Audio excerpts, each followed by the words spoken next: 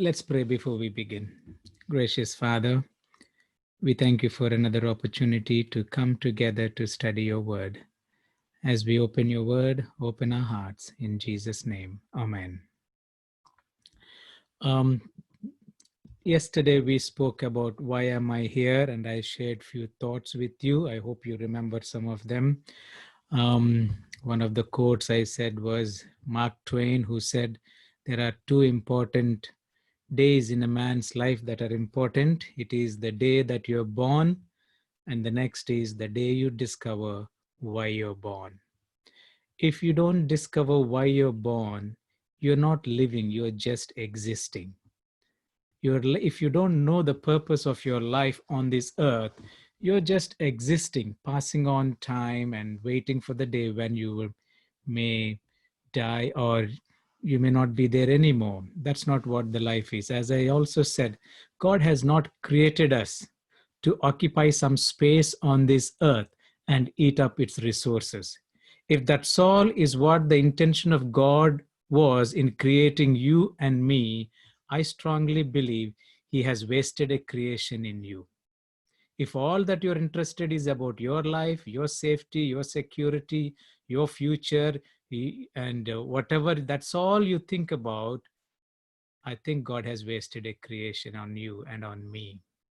We have been created for a purpose, and until we find that purpose and live, we are not just living, we are just existing. And also, I told you yesterday that everything that you see on this earth, either created by God or created by man or made by man, is not made for itself. The fan that is in your house, the chair that you're sitting on, or the bed that you sleep on, or the table where you eat, or the utensils that you use for cooking, whatever you see in your house or wherever you go, they were made for a purpose, not for themselves, but for to bless somebody outside of them. Look at the stars, look at the trees, look at the birds, look at the animals, look at everything in creation. God made it for ourselves, for man's use, to make the life of man a blessed one.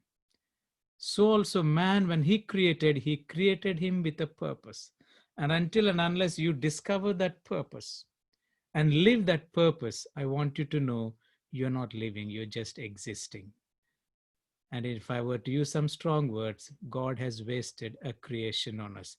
That was just a bit of the theme that I hope you got it yesterday from what I shared some of those things. Now, nothing matters in life more than knowing the purpose of your life.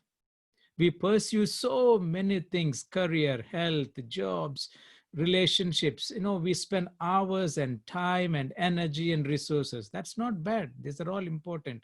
But the most important discovery anyone could make is to know who you are and why you are here. That is the most important discovery that you can ever make. More time and energy and resources must be spent on knowing who you are. Your identity is important. We are over 7 billion people, and each one of us are unique. Not only the way we look, even our DNA is separate. Even in identical twins, the DNA is entirely different, which tells that God created us in a special way because we have a purpose to live for and to die for. So that's the key. So the most important discovery we are yet to make is to discover why you're here and what is the purpose of your life. That should be the question that we need to be asking day in and day out. And we should never rest until we find who we are and why we are here. And that answer is easy if only you ask it sincerely and look for an answer genuinely. And that's what I thought we will discover these 3 days. And today is my second part, which I will continue. As I said, I'll share with you some of the stories that will maybe give you an indication what could be your calling and how you can discover it. Why is it important to know your purpose? Have you asked that question? Well, I'm living, I'm being a blessing to my parents. I'm being a blessing at work. I do my job well. People appreciate me. Well, I give my tithe. I give whatever.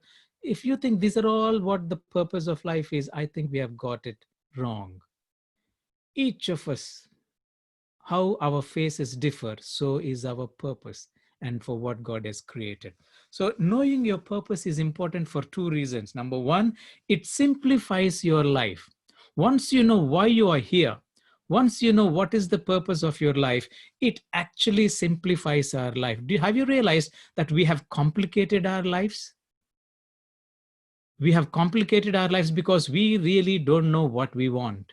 We really don't know where to go. We really don't know what is it that we need to do. So we are all over the place, doing all sorts of things, trying to discover what is good for me. We have complicated our life. God made our life so simple, but with our own inventions, with our own discoveries, with our own confusion, we have complicated our lives and we are all over the place. It defines what I mean by simplifies your life. It defines what you do and what you not do. Once your life is simplified, you have a clarity. What is it that I'm supposed to do? What is it that I'm not supposed to do? So when you have a choice to do 2 to 3 things, because you know the purpose of your life, you pick up one because you know that that's what you're called for. Otherwise, you're all over the place. People who don't know their purposes try to do too much. And all that causes them is what? Stress, fatigue, and conflicts. Problems at home, problems at work, problems at church, because you're trying to do too many things and you're never satisfied because you have not yet discovered the purpose of your life. Another reason what that helps when you know your purpose is knowing your purpose focuses your life. Not only it simplifies your life, the knowing your purpose actually gives you a focus in life. It concentrates your efforts and energy on what's important. Someone said you become effective by being selective. Get this statement. You become effective by being selective. As I said, we are all over the place sometimes. We say yes to everybody. If I say no, they may feel offended. So let me, whether I like it or not, let me just go ahead and do it. If I don't join the Bible study, they may feel offended. So let me join. Or what? If that's the kind of a driving force which is making you do things, could it be that you have not yet discovered what your purpose? Why? Because once you discover your purpose, you're focused well and you are selective in choosing what to do. That's why this statement says you become effective by being selective. You're not a god to be all over and doing all sorts of things. You need to learn to say no because you know that's not what you want called to do. People may not like it. That's okay. We are not living to please people. We are not living to win their favor. We are living to be effective in the sight of God. God has not called us to do all sorts of things for all kinds of people. You must know what is your purpose and to say when to say yes, when to say no. Because ultimately, what counts is you fulfilling your purpose more than anything else in your life. So, without a clear purpose, you will keep changing everything. You keep changing your directions. This job an year, that job another year, and then relationships. Well, I thought this will work. It's not working. So let me get out of this. That's what you in churches. People, I've seen people in my ministry of 22 years. I've seen people keep changing from church to church. Well, I don't like this pastor, or I don't like this elder, or I don't like this. They don't know where they belong to because they have not discovered their purpose. They keep changing jobs, they keep changing relationships, they keep changing churches, and many other things. What? With a good hope that things will change and their life will be better, not realizing they have actually never discovered who they were and why they exist. Once those questions are answered and it is clear in your mind, you will exactly know where you belong to and what you have to do and what you're not supposed to do. So that is important. Once you know your purpose, it simplifies your life and it also gives a focus to live for. And when you live in the light of eternity, let me tell you, get this point, please. When you live in the light of eternity, your values change. Sometimes our values do not change and we are so blinded by what we are, who we are, because the place where we place our values. Once your values are based on eternity, everything else changes. Your perception, the way you see things, the way you see people, the way you react to situations, everything changes because your value of life is based on eternal values, not on just what you see physically in front of you. That is very important. Living for God's glory is the greatest achievement we can accomplish with our lives. That's the key to our life. I remember reading a story about a man who who saw these great disasters that were happening. And then he said, Lord, where are you? Look at innocent being people suffering. Maybe just let's take this COVID-19. Where is God? How many churches are praying? How many people are crying and fasting and praying? How many innocent lives are being? What is the purpose? Lord, Bible says you are a caring God. You gave your life for everyone. Why can't you intervene and save? Look at the tsunamis, look at the natural disasters, look at the inhuman things, the human trafficking and the kind of evil that is going. If you are all so powerful, where are you? Why you are not sending help? Why can't you do something about it? With a genuine heart, he was praying. And in that prayer, he heard the Lord speak to him and said, my son, I already sent help. And he was shocked. What? You sent help? Where is the help? I've never heard anybody come. I still see all around. And the answer to that was, I sent you. I sent you. In other words, every Christian has been sent by God to relieve a suffering soul. That's the meaning. And we don't understand. We always pray, Lord, send help. Give me this, give me that. Help that person. We are quick to talk to God with our lips, but very seldom we put our hands to dirty and do what God expects us to do. God has sent help to this world in the form of Christians, and yet most of the Christians stick to only praying. Oh, don't worry, I pray for you. God will heal you. God will take care of you. Most of the Christians do. The very few have given their lives to fulfill the purpose for which God has created us. Two great commandments, Jesus said: love God, love your fellow man. Whatever commandment you think of in the Bible, whatever rules or regulations you think of in the scriptures, they are all focusing or leading to these two great commandments: love God, love your fellow man. Bible also says, if you say you love God and you hate your fellow man, you are a liar. You're a murderer. How can you love God whom you don't see, and yet you can't love somebody whom you can see? The truest way of knowing that you truly love God is to love your fellow man, he says. So in other words, our purpose in life, in one sentence, is tied to how we treat each other in this earth and how we become useful. You're not created for yourself. You're created for something else. Get that point clear. Unless you realize that you're not to live for yourself, you will not be able to discover the purpose for which God has created you. So, yeah, well, that was an introduction. As I said, I will share some stories. Well, I want you to know that I am a preacher who wants to speak practical things. So I hope you will take it in the right spirit. Have you heard of this man called John Wesley? I'm sure most of us who have got a Christian background, we know. He is the founder of the Methodist Church. We have it in India also. And all over the world, Methodists are some of the great people. And he was the founder of this Methodist Church. When he was studying in Oxford, here in England, one day he went for shopping to buy some pictures for his room just to decorate. So he bought some paintings or pictures and he came to his hostel, and when he was about to open his room, there was a maid lady who actually cleans that hostel, and she was there out with a thin coat. You know, in England, if some of you have been here, you know, winters are very cold. You need to wear jackets and thick coats. So here is a lady, a poor lady, who was wearing a very thin coat, and she was almost shivering, but she came to clean the rooms and the corridors. And here is a man who is wearing a nice coat, and he has in his hand all these paintings that he bought to decorate his room.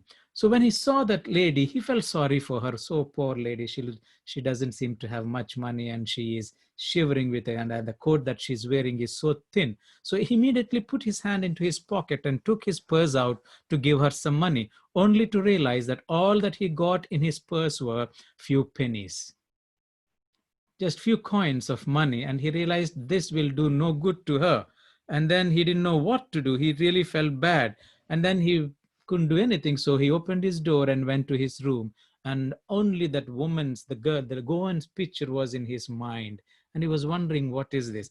Then he felt conscious prick him and speak. This is the words that he heard or felt in himself. He says, will thy he heard himself say, will thy master say, well done, good and faithful steward? Thou had adorned thy walls with the money that might have screened this poor creature from the cold. O justice, O mercy, are not these pictures the blood of this poor maid? He was convicted. He was almost, heart pierced in saying that, what? Look, here is a woman, your fellow human being, who is suffering with a thin coat, and here you are with a thick coat, and you have money to buy for your decoration to your room, and then you have no money to help her. Is that the kind of life God expects his children to live? He was pricked so much, and that day he made a decision. Lord, I'm going to live. I know I'm trying to be a preacher, a theologian, but I have a responsibility to take care of the others who are in need. So whatever I can, I will do. So that's the day he made a decision to help poor and needy. And most of us know him to be a great preacher, and then the one who established this Methodist church. We don't know the other side of his story, where you realize his true calling he felt was to help and support those who are in need. So you know what he did? When he graduated, he got a job, and the first salary that he got was 30 pounds. 30 pounds. So he decided he will budget his money. So he budgeted how much is needed. And when he budgeted his money, he realized that he needed 28 pounds to survive. 28 pounds to survive. Somehow he could save 2 pounds. So you know what he decided? I'm going to give this 2 pounds to help the poor and the needy. The next day, his salary may increase to 60 pounds.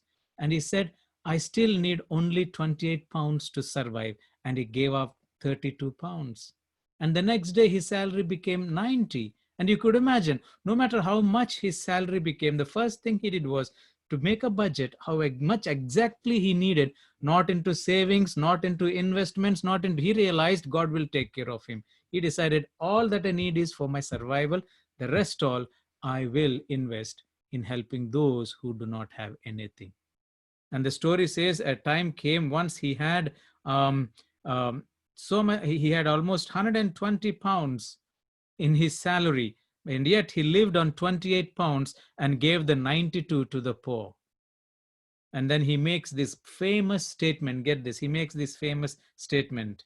He believed that with increasing income, the Christian standard of giving should increase, not the standard of living. Let me read it again. He said, I believe that with the increasing of income, Christian standard of giving should increase, not the standard of living. Well, sometimes it happens the opposite, isn't it? When my salary is big, I buy a better car, I buy a better house, or I better clothes, or I've gone a big holiday or whatever. But John Wesley said, when your salary increases, it's not the standard of life that should increase, it's the standard of giving that should increase. Ellen White says, those who stick to giving their tithe and offering and not beyond that have not actually learned to give what God has actually called them to be. So that's what he did it. So at 1 year, slightly his income came to 1,400 pounds, and yet he lived on 30 pounds. He only increased 2 more pounds on his expenditure, but gave the rest. And in his lifetime, they have discovered he has given so much. When he died in 1791, the only money mentioned in his will was the miscellaneous coins to be found in his pockets and dresser drawers. Most of the 30,000 he had earned in his lifetime had been given away. You know what Wesley said? I cannot help leaving my books behind me whenever God calls me hence, but in every respect, my own hands will be my execution. That's what he said. And one of his famous statements is this: money never stays with me. It would burn me if it did. I throw it out of my hands as soon as possible, lest it should find its way into my heart. Powerful statement. How I wish I can say that.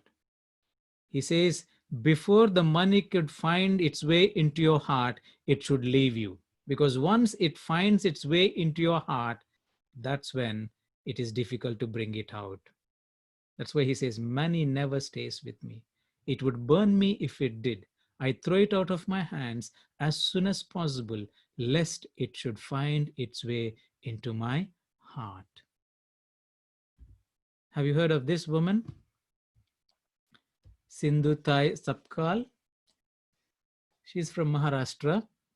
I don't know if you have heard her story. Some of you might have heard her story because she's a famous woman. Let me say something about her story. This woman was born in 1948, just 1 year after our independence, in a village called Pimpri Mega and Wardha district in Maharashtra. And she was born to a very poor family. And all that she did as a child was she was a cowherd. She would take care of the cows of the family. That's what she was doing. So when she would want to go to school, but the mother would not allow her to go to school. Somehow the father would say she can go, but she was not allowed because she has to take care of the cows. Sometimes without her mother's knowledge, the father would send her to school and she did not even have money to buy a slate or a pencil or a chalk, whatever you call it. She would pluck some leaves, and that's in that one that is what she wrote to learn at least how to read and write. By the time she was 10 years old, you know what the family did? They got her married to a man who was 30 years old. A 10-year-old girl marrying a 30-year-old man. That's what happened to her. And by the time she was 19 years old, that means 9 years into her marriage, she bore three sons. She bore three sons. And what was she doing for work? How much did she study? She discontinued fourth standard in a village school, the Marathi school. She discontinued the fourth standard. And then what was she doing when she, even though she had his children? This is the work she used to do. She would collect the cow dung, and then, she would dry them up. And, those days they would use this as a firewood to, like a fuel to cook your food. This is what she was doing. Imagine you're 19, you already have three sons, you're not educated. All that you do is go around your villages, collect some cow dung, dry it up, and use it for your cooking. What kind of life? How many of us would appreciate such a life? That's all she knew. Nobody knew her. It so happened when they used to dry the cow dung like this on the walls, in the night, some men would come and steal them. And this lady realized, and she started an agitation. She called some villagers together and said, you know what, this is not acceptable. We struggle so much to collect this cow dung and dry it so that we could use it as a fuel to cook our food. And these men, these thieves, come and steal. So they went and they actually did an agitation in the village, whereby the collector came to know about it. And he came to look out, what is this agitation all about?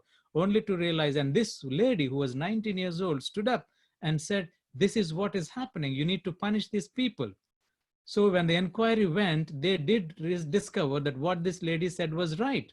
So they punished those men who were doing these things. So some of them were so upset with her.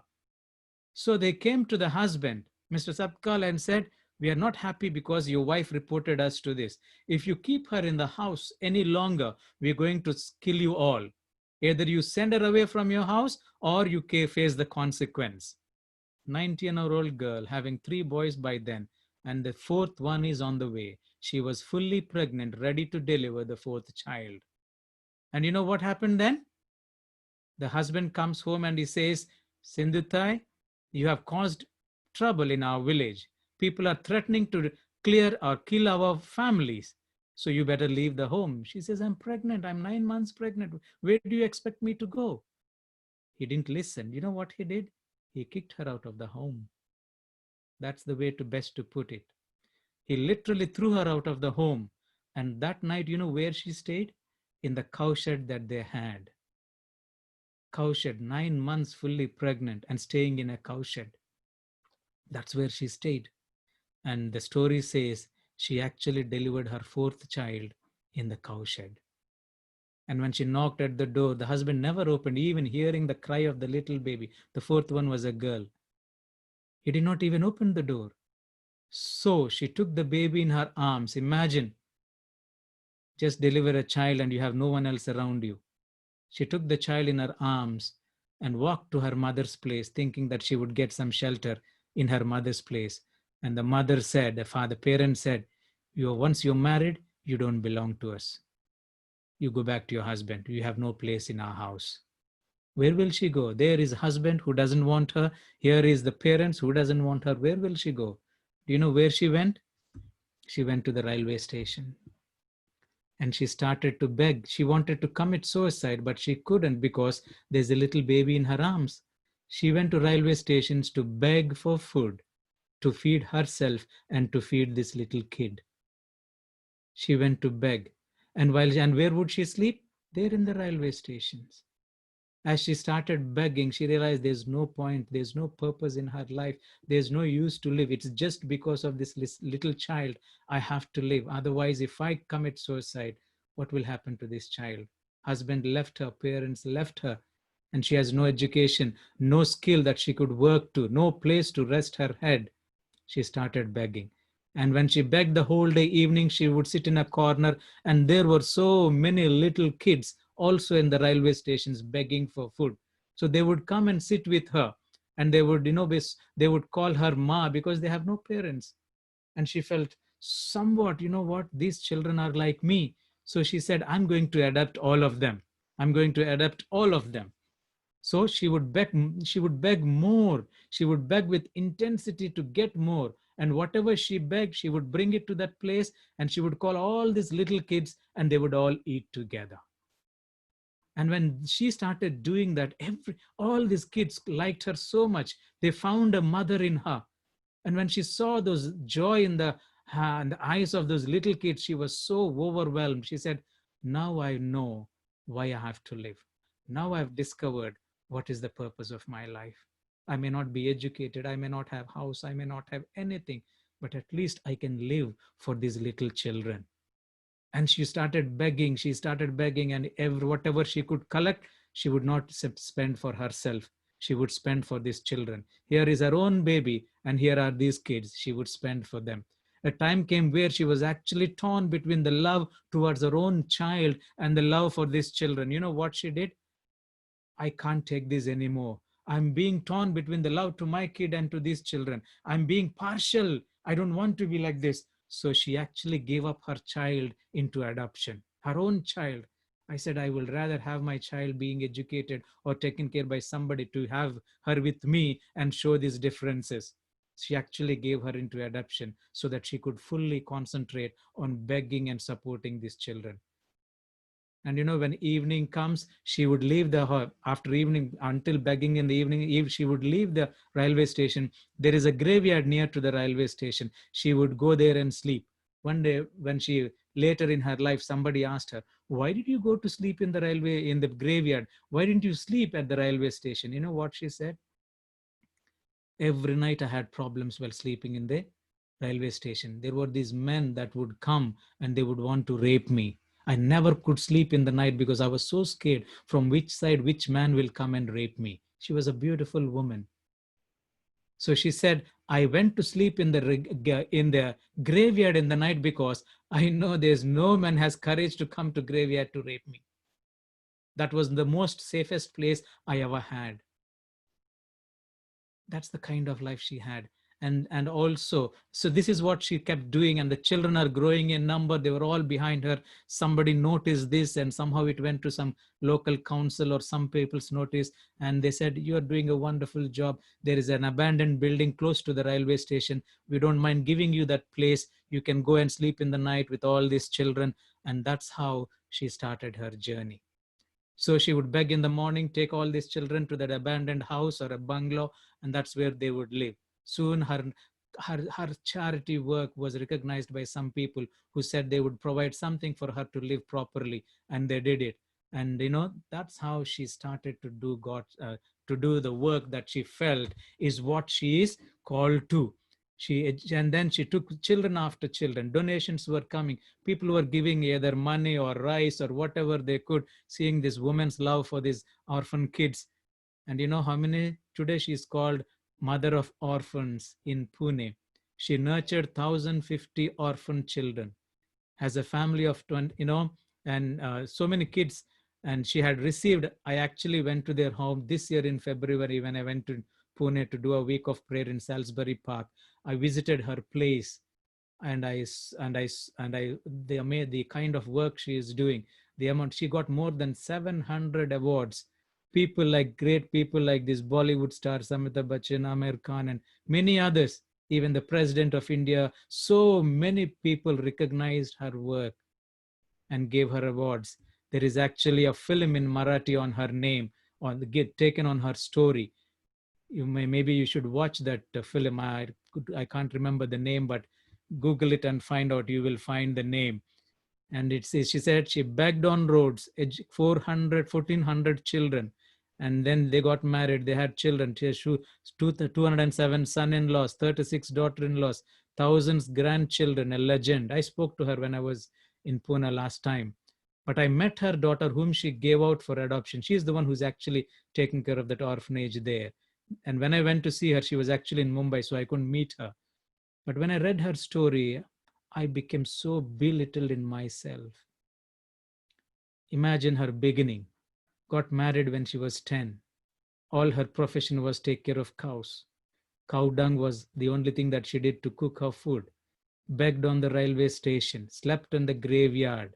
No education, nobody. And yet, the whole of India and the world. She goes to all over, even lecturing in universities. The kind of doctorates that she got, not even knowing how to read and write much.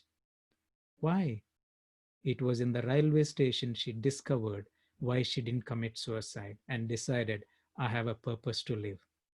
And if I don't have a place to live, I will provide a place for somebody to live. Begged hard, and look at there. She's still alive. You just Google her name, you will get her details. Amazing story of a woman who decided to live for a cause and change lives to great extent. I don't know if you know this man. He's from Tamil Nadu. I'm sure some of you might know. If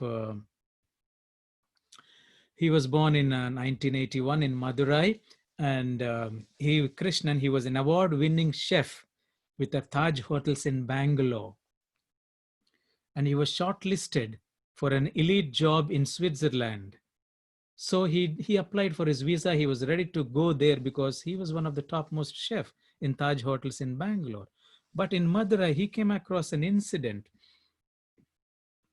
on the roads, which changed the way he lived. He was he was ambitious. He wants to achieve the best in his life. But while walking on the streets in Madurai, he came across something that his eye caught hold of. What was it? Beggars. As he came out of an office, he saw beggars begging, fellow men. And he looked at them deeply and said, what is life? I'm here, an accomplished chef, working in one of the topmost hotels in the world, now got an elite job in one of the topmost places in the world. I have every ambition to achieve. I'm still young. I have so much life ahead of me. But here is my fellow man, half naked, stinking, smelling, no bath, begging for food. What is the purpose of my life? I cook food in the hotels to feed these rich people. But here is a man, a human being, a fellow man who has no food. What is the purpose of my life? What should I do? You know what he decided? He decided he's not going to go to Switzerland. I think I've discovered the purpose of my life. God has given me a skill to be a cook. I'm cooking for the topmost rich people in the world. Maybe that, but he never found a satisfaction because he's doing it for money. He said he would do something. You know what he did? In 2003, in Madurai, he started a foundation called Akshay Trust Organization. And his desire was whoever I can see on the streets, I would mentally disabled people, poor people begging on the streets, he would provide food for them. You know what he did? He started in his own home. A young man started in his own home, buying stuff with his own money and advertising his charity. And whoever gave some donations, either in food items or money, he would take it and he would cook with his own hands. He hired people to help him out and he would cook and provide 3 meals to the people on the streets in Madurai. He would go to street from street, collect these beggars from the road. Can you imagine?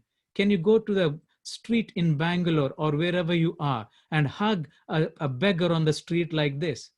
We are Christians. He's a Hindu. The previous lady, Sindhutai, was also a Hindu. Can you beg, touch that? You know what he would do? Not only that, he would take the food and he would feed them if they're not able to eat. And not only that, he would call them to his home and give them a clean shave, give them a clean haircut, and he would bathe them and provide good clothes and tell them, every time you're hungry, come here because I'm making food for you. He did that because he discovered the purpose of his life was not to go to Switzerland, become even greater chef, world renowned chef, but to help those who are in need with the little that he had. In fact, he got the top 10 CNN Heroes Award in 2010. There is actually a Malayalam movie made on his story called, the name of the movie is Ustad Hotel. It is a Malayali movie. I haven't seen it, but if you get time, watch that movie. Movie is based on Narayan Krishnan's story on of his charity that he did. And he says, I've discovered the purpose of my life when I saw these beggars on the street who needed some help. Have you heard of this woman, Maggie Doyne? She was an American girl, and she finished her plus two or intermediate, you call in India. In here we call it A levels or junior college.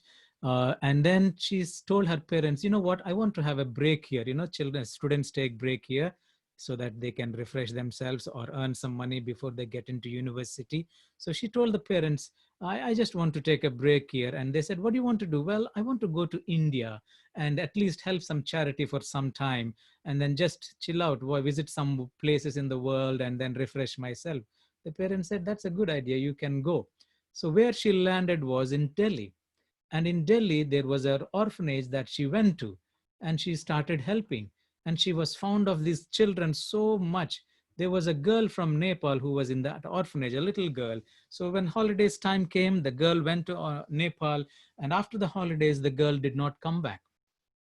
So Maggie tried to contact and see why she didn't come. And then I think the news that she got was, you know what, their parents needed her there because she has to work to provide food for the family. They're very poor people. Because Maggie was so fond of the little girl, she said, I want to go to Nepal and see this little child because I'm missing her so much. So from Delhi, she flew to Kathmandu to Nepal and she looked out for her. And on the streets, what she found was girls of 8, 9, 10 carrying heavy load on their back, but with a joy and a smile on their face. Imagine your kid and my kid doing such kind of jobs. We don't even teach them to do their jobs properly in the home, especially the Western world and the educated people. But here are little kids working whole day, getting something so that there's something to eat at home. She would stop those children. She knew a little bit of Nepali from what she learned in Delhi. She would talk to them and these girls would say happily, well, I'm happy to work because I'm supporting my parents. If I don't work, my parents have no food to eat. This is the kind of response she got. So what she did, she said, I want you, and her heart was broken. I said, what? I am a girl. Here is little girls. And when she compared her 9 years of age to what this she's saying, she can't even bring any comparison because when she was 9 years old, she had all the toys in the world she wanted. She could get any kind of food she wanted. Her parents would take her to anywhere she wanted. But here is a girl, a fellow girl who is 9 years old. She has no choice. She has no options all that she thinks of is get up in the morning, go for work all day, come back in the night with the little that she could come with. She said to this girl, would you like to go to school? She said, yeah, but if I go to school, who would take care of my parents? Don't worry. And so with the little she had, she put one girl to school, and she put two girls to school, three girls to school. And she now decided, you know what? I don't want to study anymore. She only finished her plus two. There's a career awaiting for her. She never thought of your future. She said, I think I've discovered my purpose now. I think I've discovered the purpose of my life. And you know what she did? She stayed on in Nepal, and she started a small home. And then she wrote to her parents and said, Mom and Dad, I know I have some money in the bank. Can you tell me how much I have? The parents looked at it and said, there go, she's got $5,000. $5,000 is maybe almost 2.5 lakhs in our money. So that's what she had. Parents said, what are you asking for? You know, Dad, I'm not coming there yet. But what about your university? What about your career? You had so many dreams. What are you planning to do? Dad and Mom, I think I found the purpose of my life. What is it? I've seen so many poor kids here. I want to help them. I want to be there for them. But they were a bit worried, but they said, it's okay. You're a grown up girl. You're 18 and 19. You can choose what you want to do. So she said, send the money to me. So they sent the money to her. With that, with the local people who were so happy for her to be among them, she bought a piece of land, and she wanted to build a building, but at least she need plenty money. She can't build with. So she wrote all her friends through Facebook, through Twitter, whatever media she could. You know what? I'm so excited to be here. I see so many poor kids. I want to do something for them, but I have no place. I have no job. I have no money. Could you all please promote it in your Facebook or wherever? Can you raise some funds for me? And she would send them photos of what she was doing, and people raised. Even the government recognized what she was doing, and they raised it, gave her even $100,000. With that, she built an orphanage in Nepal. She picked up children from the streets. She would dress like them.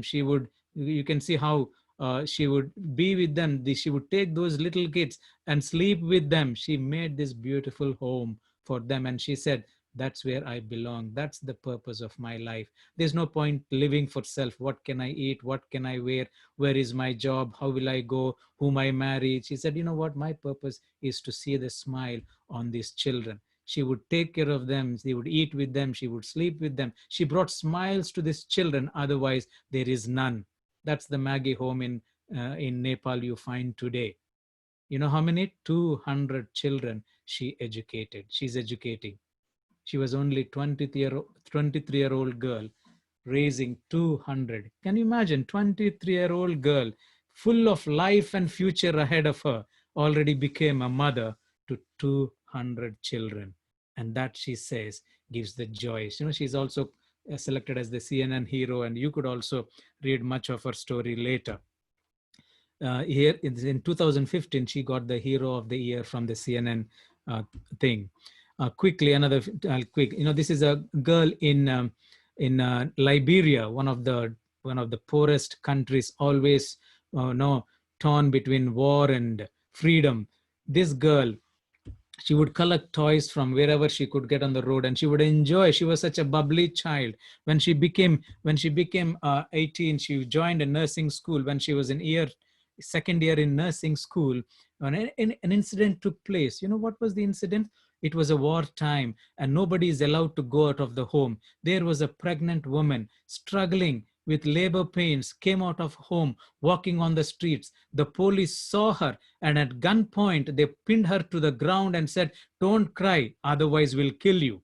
But she would cry because she cannot stop. You know, men cannot understand what labor pains are. We can't even think how much what pain it causes. But she was screaming. The man who is with the gun at her could not even imagine that she is screaming. She said, he threatened to kill her. If you don't keep quiet, I would kill you. But she was begging, I'm having pains. I'm about to deliver a baby. And he could. So he shouted, is there anyone in any of the houses nearby who would like to come and help her? Otherwise, I'll shoot her. Her cry is irritating me. So here is Alice in a neighborhood home. And from the window, she peeped and saw this woman on the road lying, screaming, a man with a gun point at her head. And she said, I must go and help. I'm training to be a nurse. And her father said, don't go. If you go, you will be in problem. Just be quiet. You have a future ahead of you. Why do you want to kill yourself? Leave it alone. This is normal in this country. She said, how can I? How can I be quiet when a girl, when a lady on the streets is crying? I'm training to be a nurse. I'm not yet nurse, but I am training. I can do something about it. So against her father's wish, she opened the door and she ran. And the man pointed the gun at her and said, where did you come? He said, I come to help her. Okay, help her. And she realized already, the lady, the baby is halfway out. She didn't know what to do. There's no instruments. There's nothing in her hand. And when she looked around, she found a beer bottle, a bottle. She took the bottle, broke it, and with that broken glass piece, she cut the umbilical cord of the baby that she delivered on the road. And you know what she said? I think now I realize what is the purpose of my life. It is not to live for myself, but to help somebody. She was so happy she could save the life of a child and a mother that day. Otherwise, that man, that military man, that soldier would have killed the woman with the baby in her womb. So she finished her nursing training and she decided, I'm going to do the service. Instead of trying to fly out to some Western world and earn money, she decided to stay in her place and deliver babies. She would go from home to home, asking those days in Liberia. Even now, people have to walk 6 to 8 hours to get to their nearest clinic. Women with heavy pregnancy would walk. Some of them even would deliver on the way and the baby would die or the mother would die. 1 in 3 child dies in Liberia because there is no medical facility when they deliver. So Alice decided that she would go from village to village, walking or by bike, and would ask if there's any woman that need help. She opened a clinic in the place where she is. Sometimes she would sit in her clinic, other times she would walk from home to home. And thousands of babies she delivered. One of the beauty things is you should read her story once when in your own time. Every child that she delivered the parents were so grateful because she came to them and did it. They named all their children after her, Alice. If it is a boy, it's Alex. If it is a girl, she's an Alice. Thousands of children. One of the beauty stories about her was during Ebola crisis. I'm sure we heard of it, 2014, 2015. Everybody was dying of this. Nobody wants to do. Many nurses didn't want to go. Hospitals were shut. They had this protective equipment, yet people didn't want to go out. You know what Alice decided? She would go out. Her own father and her own family did not allow her to come inside because she's exposing herself to this Ebola. But she didn't mind. I said, you know what? My purpose is to help somebody. And she went from house to house. And her neighborhood did not allow her to come inside because they were so scared where she might carry this Ebola. She didn't mind. She stayed away from her people, but she never stopped helping people. She would deliver them. She would take care of them. She would hire somebody to drive her around those villages, and so that she could go from place to place and serve and deliver babies and be a blessing. That's what. And my final story, let me close with this. Have you heard of this boy called Ryan? This boy is from Canada. When this boy was 6 years old, in his school, there was a promotion made to raise money for the wells to be dug in Africa, more importantly in Uganda. So this boy came home and said, Mom, I heard that in Uganda, the children go to school, but they don't have drinking water. How is it that I have so much water in the home, but those kids have no water? Then the school was raising money to help them. I want to help them. And the mother said, well, you can help them if you do some chores in the house. Do you clean up your bed and do this, do little, I'll give you some money. So in 4 months, he was faithful. How old was he? Just 6 years old. Every day after school, he would do little chores in his home and mother would give him some dollars. And in 4 months, he raised 70 pounds, $70. And with that money, he said, now I have money. So there's a charity. There is a charity. Let me see what the name of the charity is. It's called Water Can, a non-profit organization in Canada. It's called Water Can. So he went to that people and said, look, I have $70. Can you send this to Uganda so that those children can have water? And the man in charge said, my little boy, $70 do nothing. In order to dig a well or put a bore well, you need $2,000. He was so heartbroken. He came home and he told parents, they said, well, you keep working. He kept working, and he even went to the neighbors to ask for donation. It took him almost 2 years to raise this $2,000. And after that, he gave it to that charity called Water Can. They sent the money to Uganda, and with his help, they built a nice, beautiful water facility to one of the schools. And when he was 9 years old, his neighbors saw this little boy's story went all around wherever he stayed. One of his neighbors said, well, you provided water to the people in Africa. Do you want to go and see that place? The 9-year-old Ryan said, yeah, I want to go, but he has no money. You know what the neighbor said? I will sponsor you a ticket and I'll give you money. So he was given a ticket, and this little Ryan, when he was 9 years old, he went to Africa. And he saw these poor little kids on the road, no slippers, no proper food, no drinking water. He spent some time there. And then when he became a teenager, while apart from studying, he decided he will start his own charity as a teenager. A teenager boy. He started Ryan's Well Charity, and he would raise money. He would put on his account, Facebook, wherever. He would raise money. People who heard his story, the pictures that they showed, people would donate money to him, and he would send it. As a teenager, every year he would go, put up bore wells or wells, provide water to the poor people in the places, as some clean drinking water, because those days people would drink this dirty water, but yet he decided he'd give them a drinking water. People would walk miles and miles just to get a pot of water. And later, when he was 12 years old, he actually even adopted one of the African boy to be his brother, brought him to Canada, and they became brothers. As a teenager, as he grew up with his charity, when money is pouring, he would go every year, dig bore wells, and provide clean drinking water to those people. You know how much he did? He raised around $61,000 in his first as a 9-year-old kid, and later his programs built on. He has helped 8,92,725 people in 16 developing countries, and he dug 1,162 water and sanitation projects in those 16 countries as a teenager, who realized that's what his purpose is. That's what his purpose is. This is the boy that he adopted, brought him to Canada, became his own brother, and then Ryan and Jimmy, their name. That's the purpose that he lived. Let me close with this one. This is a Gurudwara in Southall here in London, where I live. This is for us as a church. Here they feed people. Every morning and evening they provide meals. It doesn't matter whether you're a Hindu or a Sikh or a not. If you're hungry, you can come and eat food, because they say that's what their religion teaches them. The best way to worship God is to take care of your fellow men. And that's what, this is the thing that came in BBC News in 2015. What does the title say? Why homeless Britons are turning to the Sikh community for food.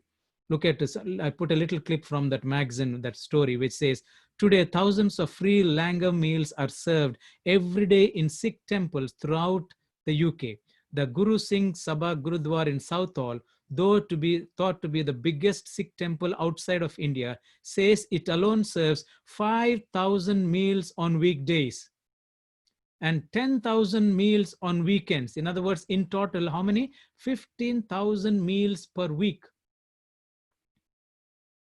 Every Sikh has a duty to carry out seva or selfless service, says Surinder Singh Purwal, a senior member of the temple management team. It means we are never short of donations or volunteers to help prepare the land. I read a story about these people. They would go to the Gurudwara at 5 o'clock. If suppose you're a professional, you have to join a duty at 7 or 8 or 9. First, they would go to the Gurudwara, give them at least 1 hour of service, either cutting vegetables or cooking or doing something. And then from there, they go to their office. And on their way back, again, they go to the Gurudwara, help them at least for an hour, then go back to their home. They realize this is the best way that you worship God. What about us, you and me as a church? What are we doing? This is the point I want you to get. The only way to discover the purpose of your life is not to live for self. You can never discover your purpose if all that you think about is yourself and what you have to get and what you have to do. Your purpose is found outside of you, not within you, not for you.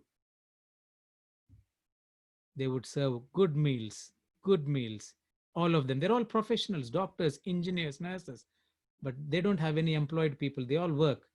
Even me as a pastor here, I take care of 2 churches in London. We also feed the homeless. We feed them twice a week. We only feed 20 to 30 people. The struggles I have to get our members to come and help is a nightmare. Everybody wants to pray about these poor people. Nobody wants to come and help.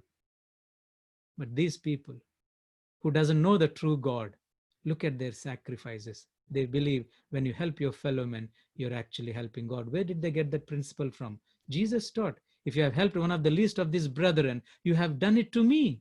But do we have that heart? Do we find our purpose outside of us? Isn't that what we are created for? Isn't that what it is that God wants us to do?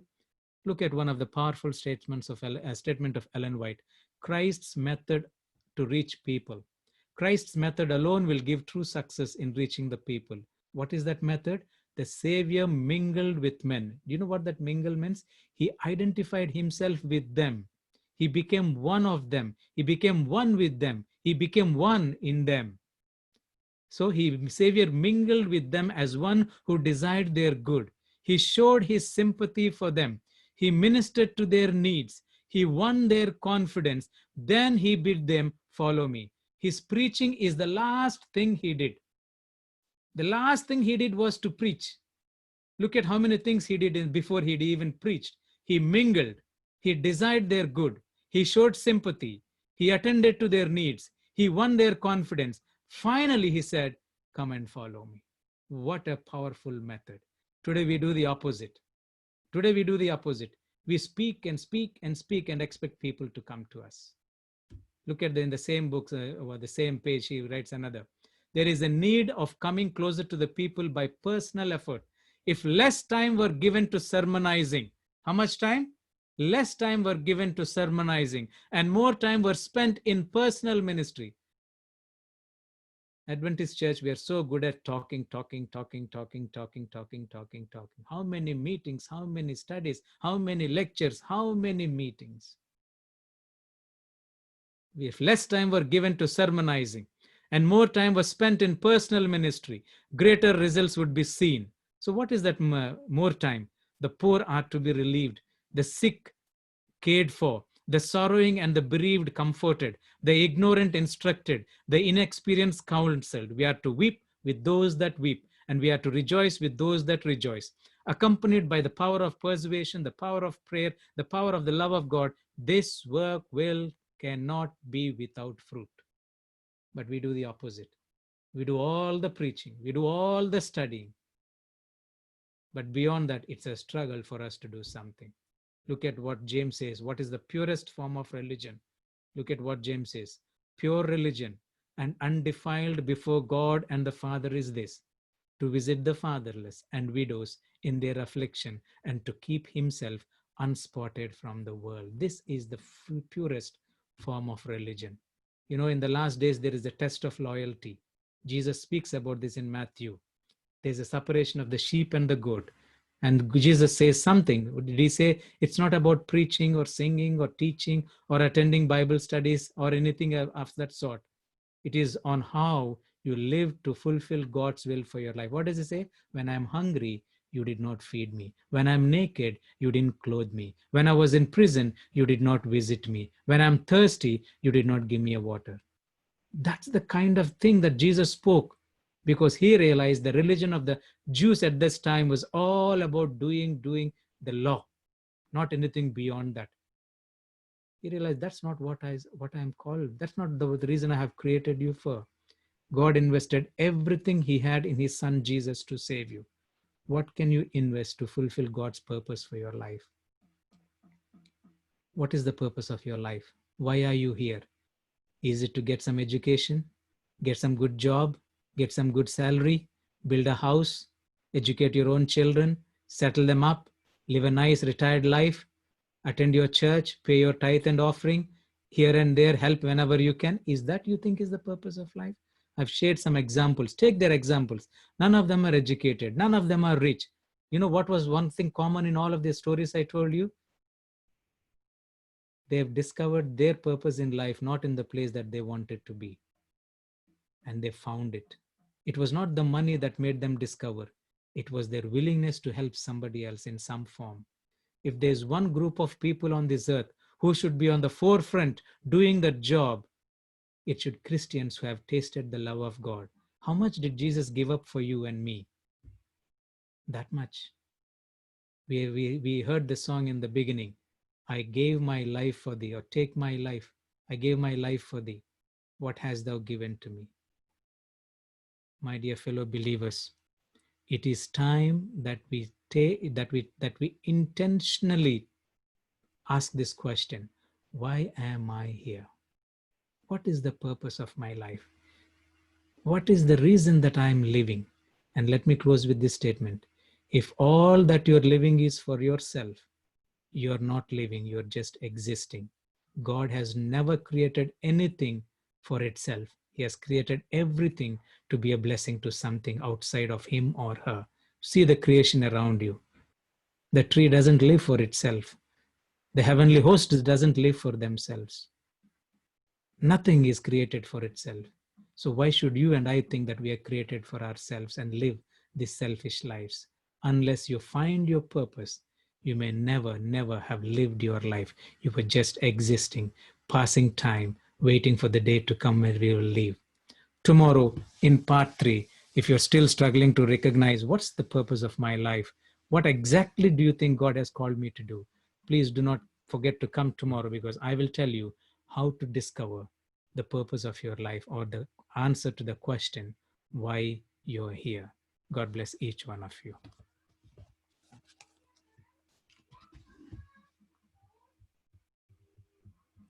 Thank you, Pastor Ram, for leading us in yet Let me another. pray. Sorry, I forgot. Let me Yes, pray. please. Yes, please. Gracious Father, thank you for speaking to our hearts. Lord, we thank you for these wonderful, amazing stories of real stories of people who discovered their purpose in life in not their profession that they are, not in anything that they thought is will benefit them, but in giving the selfless, the self to the people that they realized. So Lord, you have never, it was your intention to create me to live for me and me alone. There's a greater purpose that I need to discover so that I can live for the will and the purpose that you have created me to be. It is my desire, Lord, that whoever heard me today, you will prick their hearts. You will never help them to sleep in peace until and unless they find a purpose in their life to live for and to die for. Otherwise, Lord, we are not living, we are just existing. Please open our eyes. We are living in difficult times, challenging times. Help us not to take things for granted, but to take every moment and live with intentional, so that we know that we have lived for the purpose that you have created for us. May these stories and the things that we have learned today not go from one year to another year, but they take root in our heart, bear fruit in our lives. In Jesus' name, amen.